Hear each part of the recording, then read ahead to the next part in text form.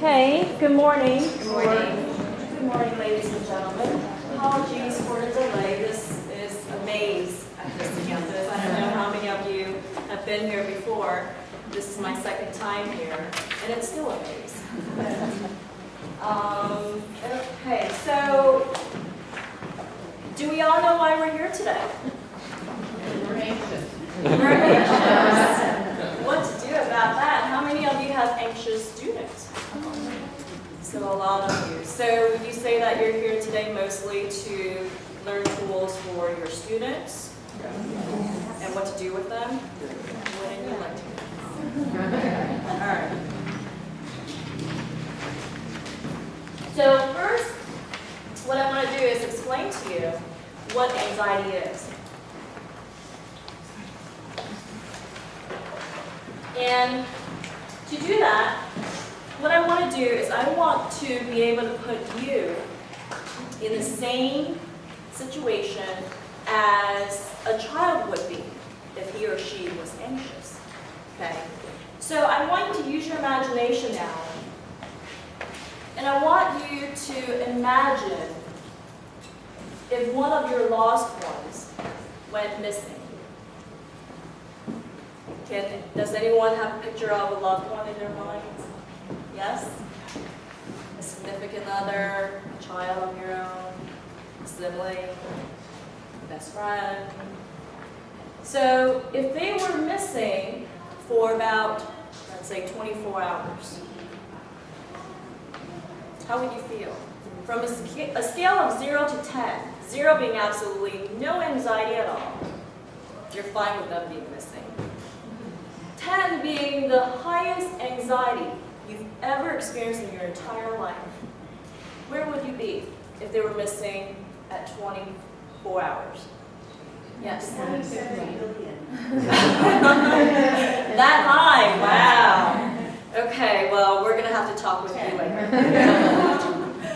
Okay, so you're probably going to be at a 4-ish. Okay, we'll get to that later. You'll probably be at a 4-ish. Now let's say you try to connect with them, you're calling them, you're finding out where they are, and still no response. Now let's say it's 48 hours. Where has your anxiety gone up to?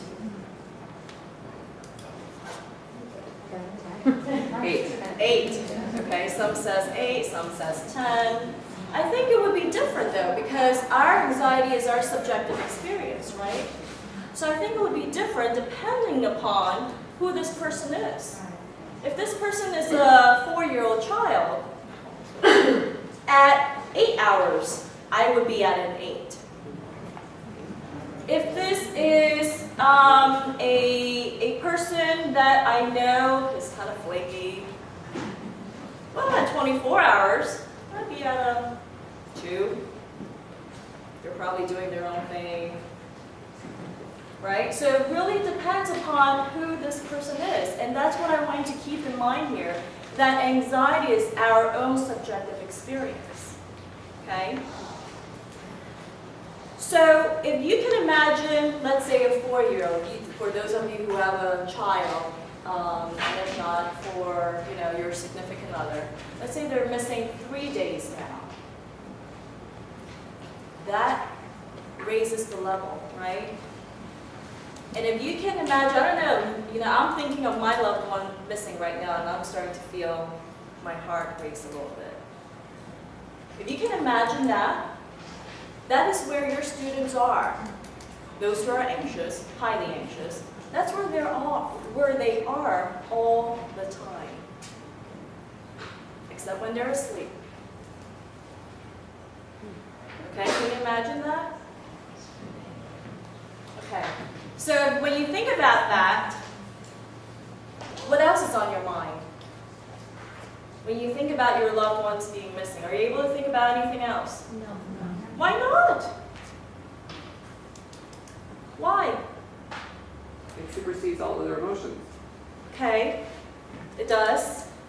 And because your thoughts are worried about that danger, and you're ruminating about what could happen to this person, about the uncertainties in life, about are they dead, are they alive, did they just leave and didn't tell me, right? It's all the uncertainties. Remember, it's all the uncertainties that keep your anxiety heightened. Okay? And uncertainty, doubt, is what drives anxiety. Okay? So now that we all have an subjective understanding of what anxiety is, I want to objectify it in a psychophysiological basis, framework, so that you can understand what it truly is internally, objectively. Okay? So, how many of us have heard of the fight-flight response? Well, I sure hope you guys know about that. Okay, so what is the fight-flight response?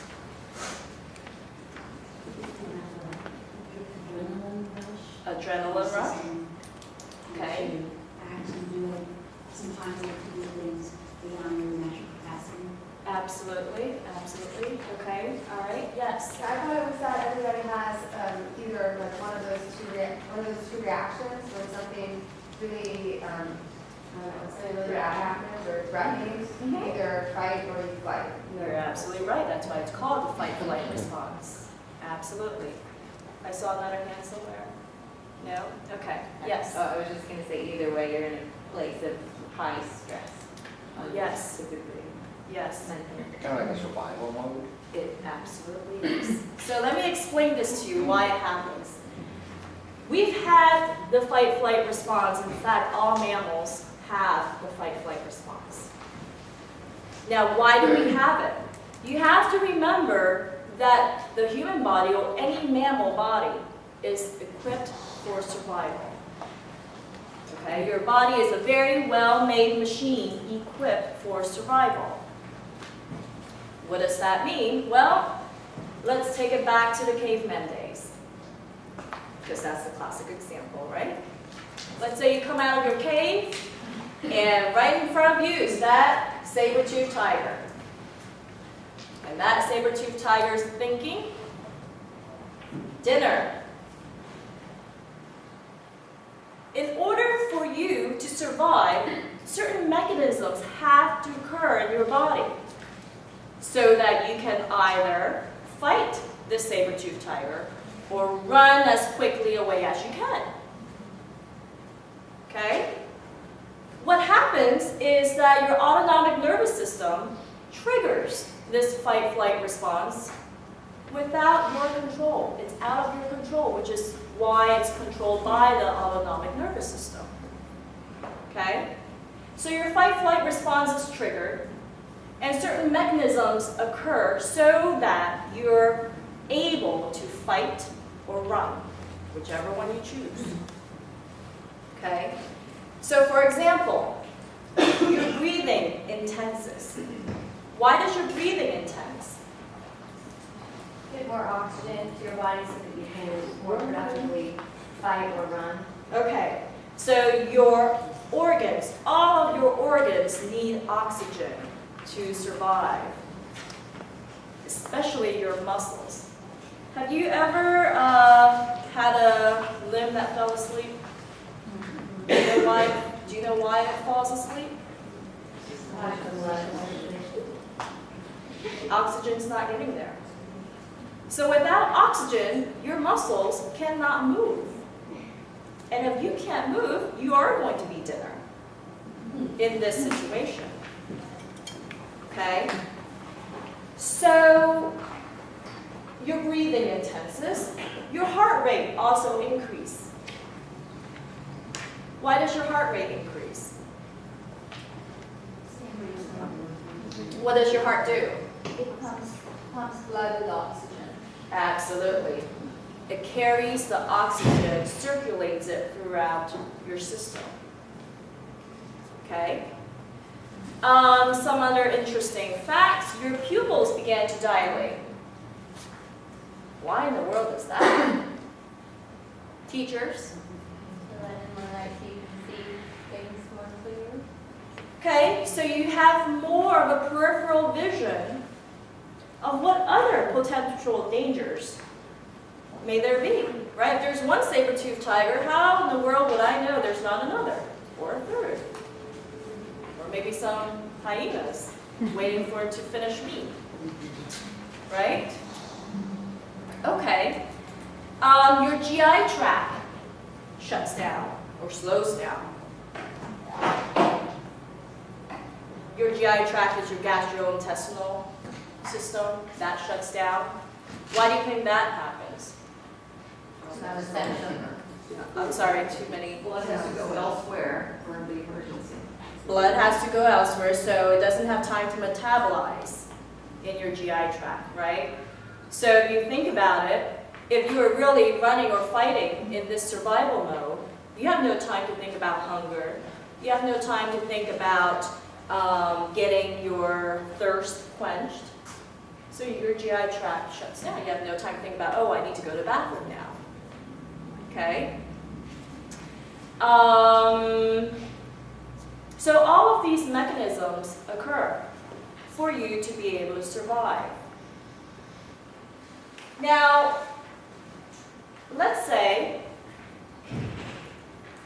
rather than seeing the saber-toothed tiger, you see, oh, a cute colored kitty cat. You come out of your cave, oh, there's that cute colored kitty cat. Is your fight-flight response going to trigger? Why not? No threat.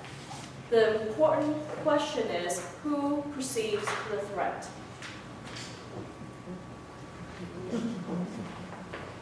Who perceives the threat? We do, right? I have to basically take this information, process it, encode it, and perceive it as a threatening situation in order for it to trigger my autonomic nervous system and that fight-flight response. So what's happened is basically, for an anxious child, I call them antennas, okay? It's almost like their antennas are always up, and they're hyper-vigilant to any and all potential dangers there may be. There's a helicopter right now. Ooh, there might be a war. That's what an anxious child would think. Okay, they perceive all information as threatening. And if you remember earlier the example of the missing person, that's where they are all the time. Which is why they probably have a lesser, not probably, they do have a lesser capacity to process any other information. Okay? All right. So again, anxiety, there's a difference between our subjective experience and what it objectively is. Objectively, it is a sense of discomfort, right? However, you better think that you have your fight-flight response, because if it didn't, you would not be equipped to survive, and you would be lunch. Okay? So again, back to the previous example, if you had perceived the kitty cat as a kitty cat, you would be lunch. You would have misperceived it because your fight-flight response is not working adequately. So then what it comes down to is finding that balance of how to bring down those antennas and perceive our environment adequately, appropriately, for what it really is, rather than magnify and catastrophize, which is what an anxious child would do. Okay? Now, if your antennas are up, do you think they go down? Sometimes, not too down though. They go down because you have to understand that we are learning beings. And our brains are very, very powerful. It's a very powerful machine. Okay? So we learn information. And we learn where is comfortable. Guess where is most comfortable? Home. Which is why if you have a student who has a fear of coming to school, because school may not be safe for them. Definitely not with, recent, in the last decade with all the school shootings. Not to heighten your anxiety here. Okay? So it's important to distinguish between normal anxiety levels, which is if I do see that saber-toothed tiger, my fight-flight response better work, and unhealthy ones, which is I don't want to go to school because I'm afraid something bad will happen there, that I may be kidnapped. Okay? Alright. Some components of anxiety. You have your physical sensations, your headaches, nausea. How many of us experience those when we're anxious?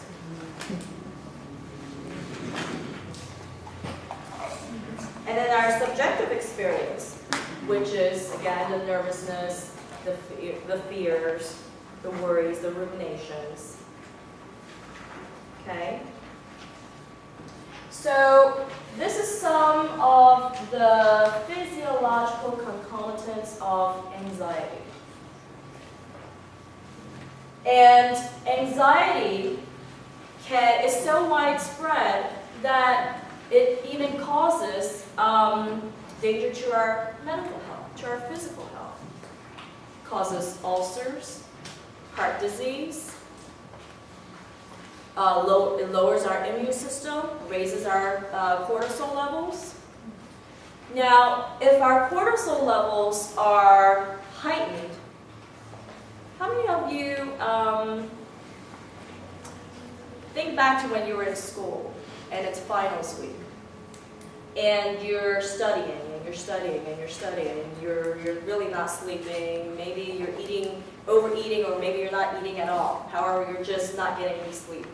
And then right after your very last final, you get sick. How many of you have experienced that? Definitely. Okay? And the reason being is because during that heightened state of arousal, when your mind is only thinking about studying, getting this material in, it is your fight-flight response that is keeping you awake. And when that happens, your body goes into survival mode. Your cortisol level gets your body into that survival mode. And when your cortisol level is up at that long duration, guess what happens to your immune system? It crashes because there's no more cortisol left by the time you're complete. Okay?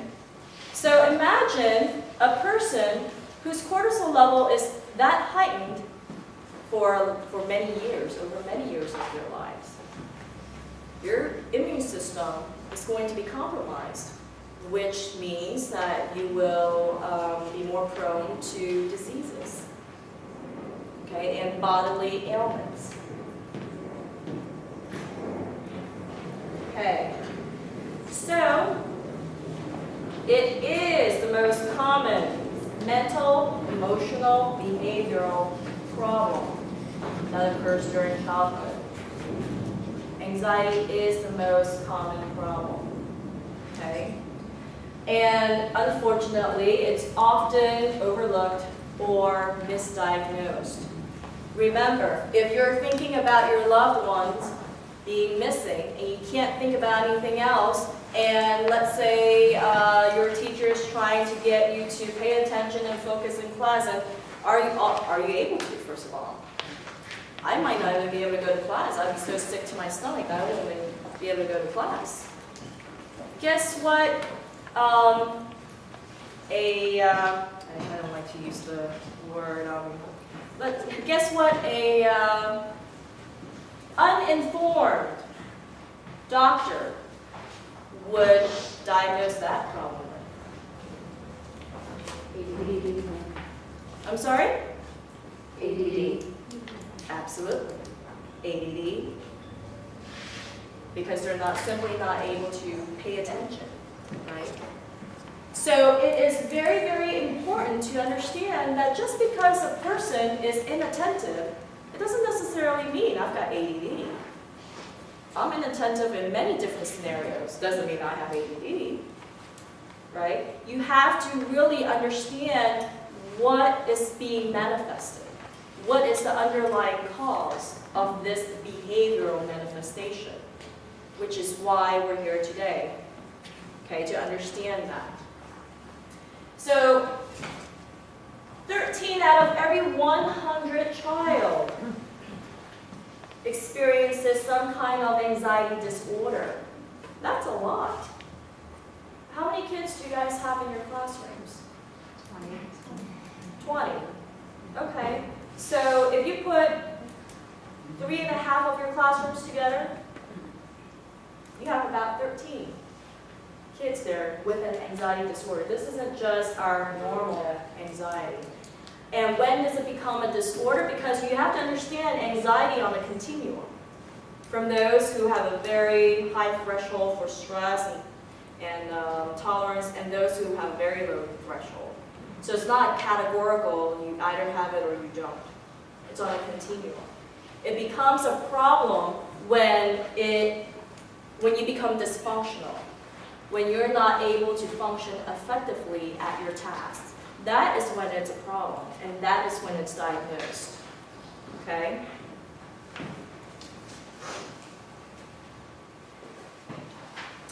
So with our younger children, we often see more of the separation anxiety and specific phobias.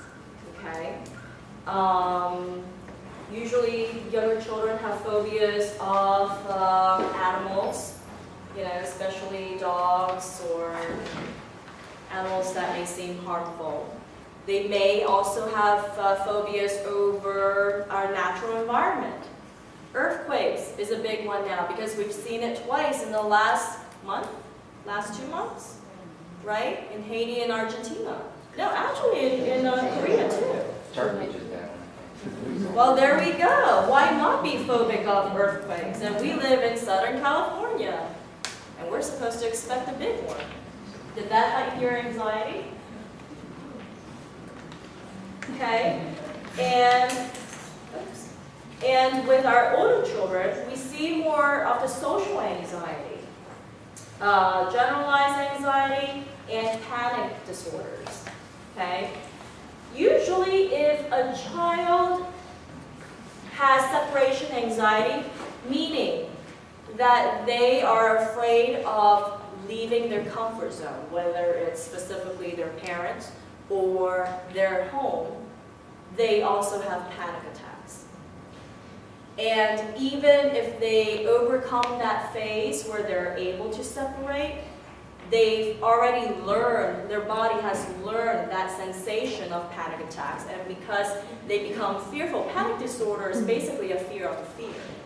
You're fearing that, that physiological sensation occurring. So as soon as your heart starts palpitating, oh my God, there it comes again.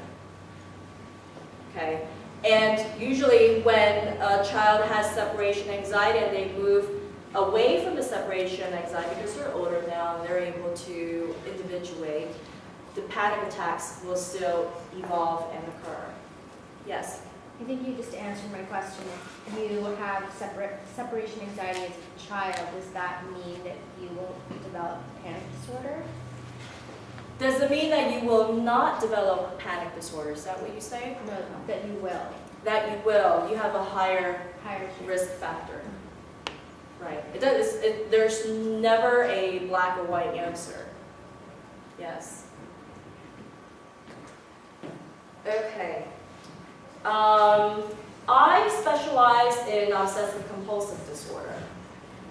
With obsessive compulsive disorder, there are varying degrees. The statistics, most recent statistics shows about 1 to 3%. However, that's probably underrepresentation because we're still disseminating knowledge about that. So with obsessive compulsive disorder, even though it's, I would say it's above 3% for children with OCD. So how many of you have observed a child with OCD before? Okay, so quite a few of you, okay? So with all of these anxiety symptoms, the most difficult ones to treat is OCD and PTSD. They are the most difficult to manage, okay? Because with the rest of these, it's a more direct route.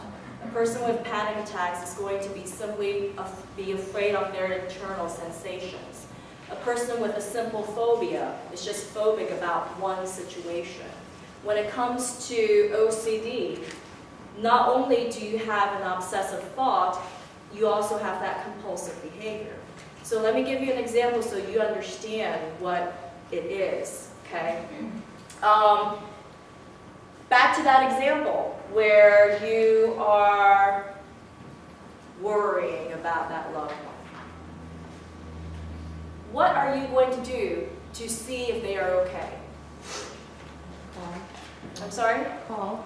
You're going to call, okay? Let's say they don't answer. What are you going to do? Look for them. Call You're excessively. You're going to call, okay, so now calling doesn't work. You're going to call people they know and harass everyone else. Okay? What else? Let's say calling other people. I've got no clue where they are either. Now what are you going to do? Search. Search? Search what? Look for where maybe they. So you're actually going to go out and look. Okay? Let's say you go out and look and that doesn't work. Then what? Wait. Wait. You're going to wait. How long are you going to wait? They'll either show up or until my anxiety. Ah, absolutely. Until they show up or until your anxiety goes up again, right? Okay. That is basically what OCD is. Your ruminations, your worries are your obsessive thoughts. Okay? Your compulsive behaviors is when you call. And your calling may suffice for a few minutes, and your anxiety goes down, well, you put some sense into your head, maybe they're actually okay. And then after a few minutes, maybe even a few hours, your anxiety is going to go right back up. And then what are you going to do? You're going to call again. You're going to call again, call again, call again, call again, until that calling doesn't serve any purpose anymore. And then you switch gears. You're going to call their friends, people they may know. You're going to keep doing that until that doesn't work anymore. And then you switch gears. I'm going to actually go out and search. Right? That is the compulsive behavior. Every time when I do a compulsive behavior, it may satisfy relief, my anxiety, just a tad bit, enough. However, it doesn't mean that worry won't come back up. That worry will always come back up as long as your person is missing. Right? Okay? And as soon as that happens, that heightened anxiety, you got to do something to relieve that anxiety again. The problem with doing that compulsive behavior is that each time with OCD, there is no relief. It's a false sense of relief. Because that thought will come back up. Let's say you never get to find your missing person. Will you ever have relief? That is what OCD is. Okay, so now you have an understanding of when a child washes, why that child washed, or when that child touches certain things. All of those ritualistic behaviors, some may be logical to an extreme, and some may be completely irrational. So if I tap maybe nothing bad will happen. Okay? That is OCD. That is why it's so much more complicated to treat OCD, because you have a web of obsessive thoughts and compulsive behavior, and if you don't catch it early, by the time that they're adults, guess what? That calling isn't going to work. They're going to figure out something else and something else and then something else, and then before you know it, you've got a bunch of many different rituals associated with this one fear. And some of them they may not even remember anymore. Okay? The other one that I said was some other more difficult anxiety disorder is PTSD. The reason why PTSD, post-traumatic stress disorder, is the other more difficult is because of that emotional response, that expressed emotion or lack of. Okay? And also with PTSD, we know that they do have their compulsive behaviors as well. Their compulsive behavior is avoidance. Avoidance of all triggers of their memory. Okay? Now we all know that we avoid our thoughts. So how many of you have asked your kids to just stop thinking about your worries? How many of you have asked your kids to just divert their attention and just stop, knock it off, don't think about that? Okay, all right. So, guess why that doesn't work? I want all of you right now to not think of the yellow duck. Why are you laughing? Don't think of the yellow duck. Don't think of the yellow duck. Don't think of the yellow duck in the blue pond with that green tree next to it. Why are you guys laughing? Drawing the picture. Okay, it's the power of suggestions. And let me just quickly explain to you why that occurs. Okay? You have 5 senses, right? You have your visual, your hearing, your smell, taste, and touch. From the time that you are developing in your mother's womb, those 5 senses are developing. Once they are fully developed, do any of those senses ever turn off? Yours turn off? I can't smell or taste right now. Right now, are you sick? In the last year. Okay, then there must be Something's going on. something's wrong with it. Okay, well, We're checking. I'm sorry to hear that. It's terrible. Yes, you need to go get it checked by I am. ENT. Yeah. Okay. So for the rest of us, where it's functioning, okay, well, before a year ago, did it ever turn off? No. Okay, all right. So they don't ever turn off, these 5 senses, even in your sleep. When you're asleep, your senses are still on, right? I would hope so. So you have these 5 senses that is always absorbing information from the environment. You may not be aware of the yellow chairs that you're sitting on, or the sounds outside of this room. However, it doesn't mean that your senses aren't absorbing this information. Okay? Which is why at any given 60 seconds, you have about 1 million different stimuli entering and exiting your mind, whether it's within your awareness or out of it. That's a lot of material going through your mind, right?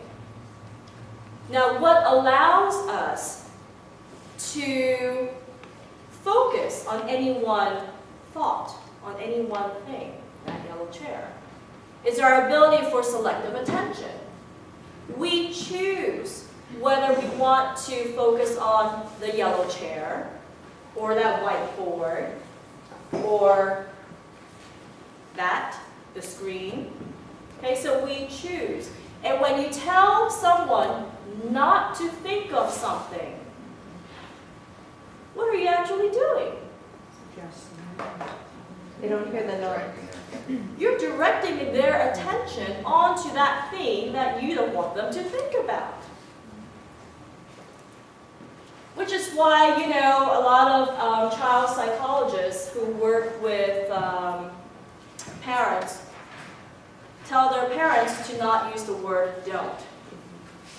Because when you use the word don't, you're actually just focusing their attention onto that behavior that you do not want them to engage in.